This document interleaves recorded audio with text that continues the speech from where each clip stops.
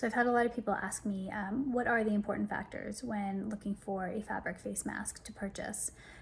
Based on the studies that I have read, some important factors include reduced airflow. So that means a better fit. The greater the fit of the mask, the more air that you're taking in that is being filtered.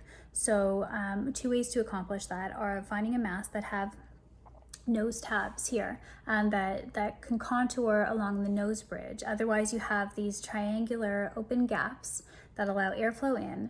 And another aspect is a chin plate on the bottom that just contours. It's a tiny little plate here, very small detail, but it contours the mask under your chin and it prevents that airflow from going up and down. So those are two ways to reduce that. You want to find a mask with a nose bridge to contour and a chin plate underneath.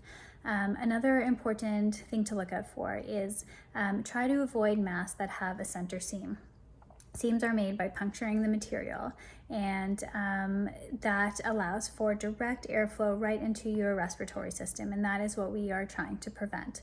They are very common, very affordable, and very easy to come by because they are easy and quick to make. So try and find a mask that is one piece across, so 2 layers, one piece across, with no seams in any area of the face. Those are two important things to look out for. Now, fabric is another item. You want to look for 100% cotton or a cotton poly or cotton silk blend. These fabrics have been shown to be a good balance between breathability and filtration. You want to look for a tight weave, not so tight as to prevent breathability. Breathability is a very important factor that is often overlooked, especially in the summer. You want to still be comfortable. You want to take in oxygen. It is important that you're getting oxygen. You're not overheating under your mask. So those are elements to look out for in terms of the material itself. I like avoiding a mask that has a pocket for a filter.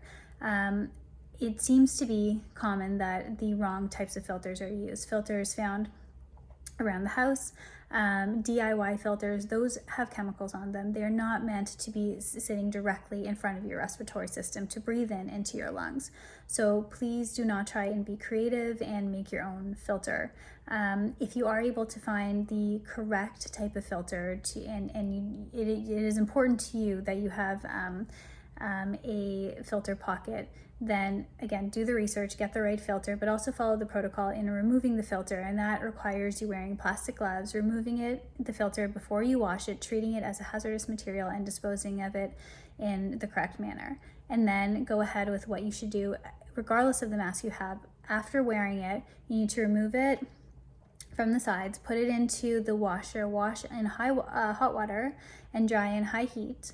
And you can iron it after if you choose, but that is important in order to keep it clean.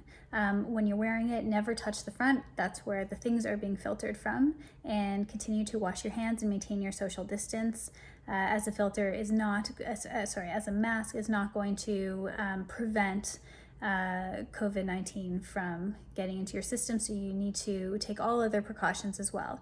A mask is meant to prevent the droplets from leaving your system. We are all to assume that we may be carriers and that those around us may be asymptomatic but also carriers. So be smart and choose the right mask, and message me if you have any questions.